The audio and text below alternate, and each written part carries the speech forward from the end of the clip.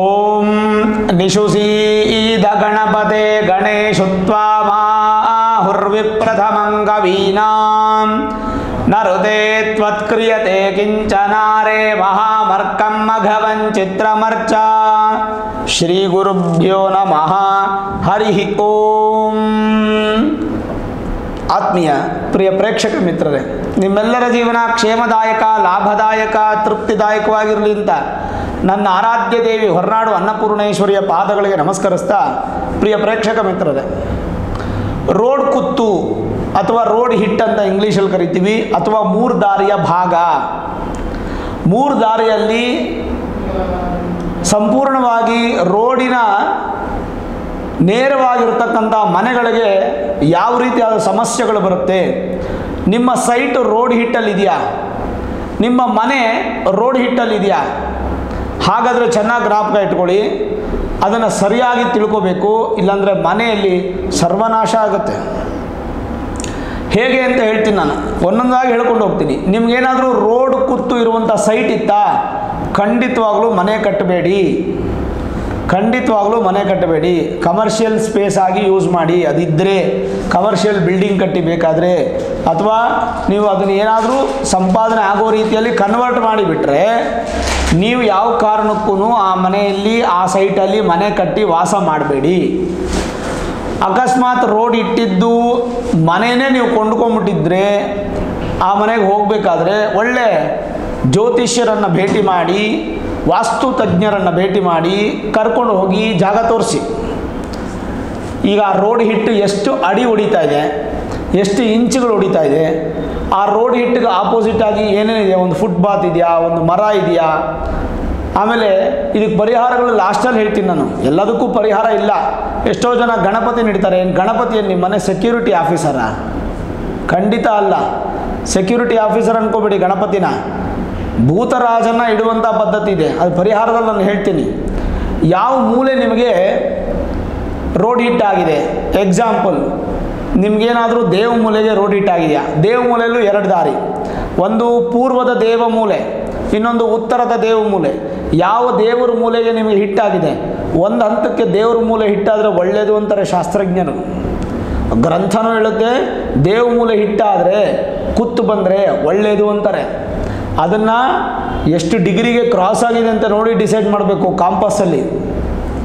ಹಾಗೆ ಪೂರ್ವಕ್ಕೆ ಕುತ್ತು ಬಂತಂದರೆ ಯಾವ ಕಾರಣಕ್ಕೂ ಅದು ಹೋಗಬೇಡಿ, ನಾಶ.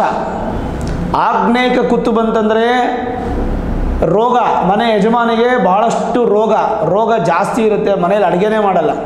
ಮೂರೊತ್ತು ನಿಮಗೆ ಈ ಹೊರಗಡೆಯಿಂದ ಆನ್ಲೈನ್ ಆ್ಯಪಿಂದ ತರಿಸ್ಕೊಂಡು ಅವರು ತಿಂತಾರೆ, ನಿಮಗೂ ಕೊಡ್ತಾರೆ. ದಕ್ಷಿಣದ ರೋಡ್ ಇಟ್ಟು ಹೋಯ್ತು ಅಂದರೆ, ನೀವು ಪೂರ್ವ ಭಾಗದಲ್ಲಿ ಮನೆ ಕಟ್ಟಿದರೆ ತೊಂದರೆ ಇಲ್ಲ, ದಕ್ಷಿಣಕ್ಕೆ ರೋಡ್ ಹಿಟ್ಟಿತ್ತು ಅಂದರೆ ಆ ಮನೆಯಲ್ಲಿ ಮರಣ ಜಾಸ್ತಿ ಆಗುವ ಸಾಧ್ಯತೆಗಳು. ಕುಬೇರ ಮೂಲೆ, ಆಡುಭಾಷೆಯಲ್ಲಿ ಕುಬೇರ ಮೂಲೆ ಅಂತಿರಲ್ಲ, ನೈಋತ್ಯ ಮೂಲೆಗೆ ಹಿಟ್ಟಿತ್ತು ಅಂದ್ಕೊಳ್ಳಿ, ಆ ಮನೆಯಲ್ಲಿ ಸಾಲ ಜಾಸ್ತಿ, ದರಿದ್ರ ಜಾಸ್ತಿ, ಎಷ್ಟು ಸಂಪಾದನೆ ಮಾಡಿದ್ರು ಉಳಿಯಲ್ಲ, ಸಾಲ ಹೆಚ್ಚಾಗ್ತಾ ಇರುತ್ತೆ. ಪಶ್ಚಿಮದಲ್ಲಿ ರೋಡ್ ಹಿಟ್ಟು ಅಂತಂದರೆ ನೀರಿನಿಂದ ಆ ಮನೆಗೆ ಸಮಸ್ಯೆ, ಗಂಡಾಂತರ. ಮತ್ತು ಪಶ್ಚಿಮದ ರೋಡ್ ಹಿಟ್ಟಂಥ ಮನೆಗಳಲ್ಲಿ ಮಕ್ಕಳಿಗೆ ಅಭಿವೃದ್ಧಿ ಹೆಚ್ಚು ಇರೋದಿಲ್ಲ. ಇನ್ನು ವಾಯುವ್ಯ ಅಂದರೆ ವಾಯುವ್ಯ ದಿಕ್ಕು, ನಾರ್ತ್ ವೆಸ್ಟ್ ಅಂತ ಹೇಳ್ತೀವಿ.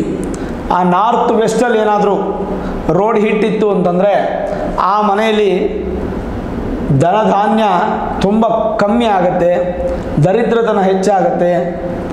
ಮೇಲಾಗಿ ಅವ್ರಿಗೆ ಗುಪ್ತಾಂಗಗಳ ರೋಗಗಳು, urinary infections, piles, motion problems. ಯಾಕಂದರೆ ವಾಯುವ್ಯ ಸ್ಥಾನ ಮಲಸ್ಥಾನ ಅಂತೀವಿ, ಸಂಪೂರ್ಣವಾಗಿ ಅಲ್ಲಿ ಆ ಥರ ಸಮಸ್ಯೆಗಳಾಗುತ್ತೆ ರೋಡ್ ಹಿಟ್ಟಾದರೆ. ಇನ್ನು ಉತ್ತರ ದಿಕ್ಕಿಗೆ ರೋಡ್ ಹಿಟ್ಟಾಯಿತು ಅಂದ್ಕೊಳ್ಳಿ, ಅಂದರೆ ನಂದಿ ಬಾಗಿಲು ಅಂತ ಈ ಕಡೆ ಕರಿತೀವಿ ನಾವು, ಬೆಂಗಳೂರು ಮೈಸೂರು ಪ್ರಾಂತ್ಯ ಮತ್ತು ಚಿಕ್ಕಬಳ್ಳಾಪುರ ಪ್ರಾಂತ್ಯ ಕಡೆ ಎಲ್ಲ. ದಕ್ಷಿಣ ಕನ್ನಡ ಉತ್ತರದ ದಿಕ್ಕು ಅಂತಾರೆ. ಉತ್ತರ ಭಾರತದಲ್ಲೂ, ಉತ್ತರ ಕರ್ನಾಟಕದಲ್ಲೂ ಕೂಡ ಉತ್ತರ ದಿಕ್ಕು ಅಂತಲೇ ಕರಿತೀವಿ. ಕೆಲವೊಂದು ಕಡೆ ಮಾತ್ರ ನಂದಿ ಬಾಗಿಲು ಅಂತ ಕರೀತಾರೆ.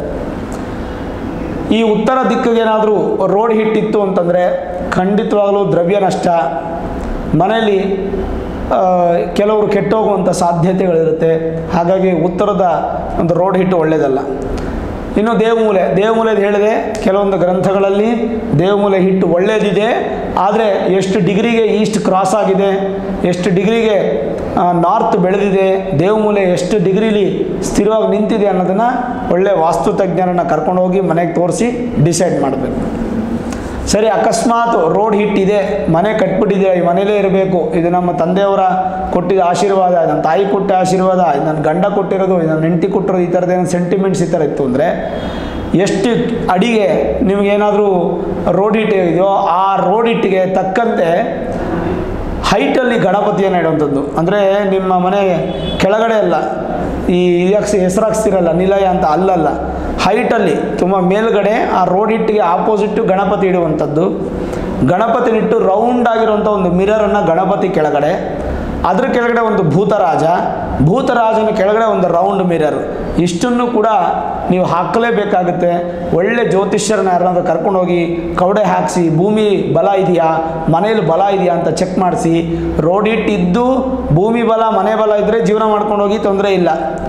ರೋಡ್ ಹಿಟ್ಟು ಇದ್ದು ಮನೆಯಲ್ಲೂ ಕೂಡ ನೆಗೆಟಿವ್ ಎನರ್ಜಿ ಇತ್ತಂದರೆ ಆ ಮನೆ ನಿಮಗೆ ಅನುಕೂಲ ಆಗೋದಿಲ್ಲ. ಹಾಗಾಗಿ ಯಾವ ಕಾರಣಕ್ಕೂ ಕೂಡ ಮುಂದುವರಿಯುವಂಥದ್ದು ಒಳ್ಳೆಯದಲ್ಲ. ಕ್ಲಿಯರಾಗಿ ಹೇಳ್ತೀನಿ ನಾನು, ರೋಡ್ ಹಿಟ್ ಅನ್ನುವಂಥದ್ದು ಸ್ವಲ್ಪ ಡೇಂಜರೇ. ಅದಕ್ಕೆ ಸಂಬಂಧಪಟ್ಟ ಹಾಗೆ ಒಳ್ಳೆ ವಾಸ್ತುತಜ್ಞರನ್ನು ಕರ್ಕೊಂಡೋಗಿ ವಾಸ್ತು ವಿಸಿಟ್ ಮಾಡಿಸಿ ತೋರಿಸಿ ಡಿಸಿಷನ್ ತೊಗೊಳ್ಳಿ. ನೀವು ಜೀವನ ತುಂಬ ಚೆನ್ನಾಗಿರುತ್ತೆ.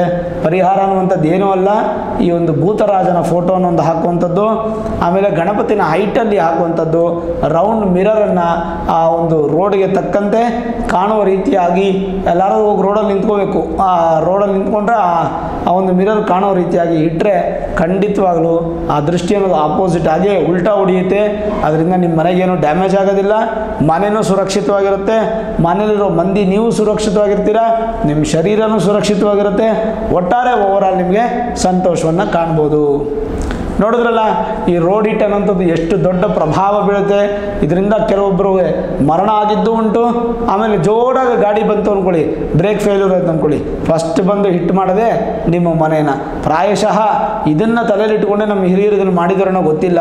ಬಟ್ ಹಿರಿಯರು ಏನೇ ಮಾಡಿರಲಿ, ದೊಡ್ಡವರು ಏನೇ ಮಾಡಿರಲಿ, ಅದಕ್ಕೊಂದು ಅರ್ಥ ಇರುತ್ತೆ, ಅದಕ್ಕೊಂದು ಪಂಚಭೂತಗಳ ಕಾರಣ ಇರುತ್ತೆ ಅನ್ನೋದ್ರ ಮಾತ್ರ ನಾವು ತೆಗೆದುಹಾಕೋಂಗಿಲ್ಲ. ನೋಡಿದ್ರಲ್ಲ ವೀಕ್ಷಕರೇ, ರೋಡ್ ಕೂತಿದ್ರೆ ಯಾವ ಸಮಸ್ಯೆ ಬರುತ್ತೆ, ಅದಕ್ಕೆ ಪರಿಹಾರ ಏನೋ ಅನ್ನುವಂಥದ್ದನ್ನು ಭಾಳ ಸ್ಪಷ್ಟವಾಗಿ ಕೊಟ್ಟಿದ್ದೀನಿ.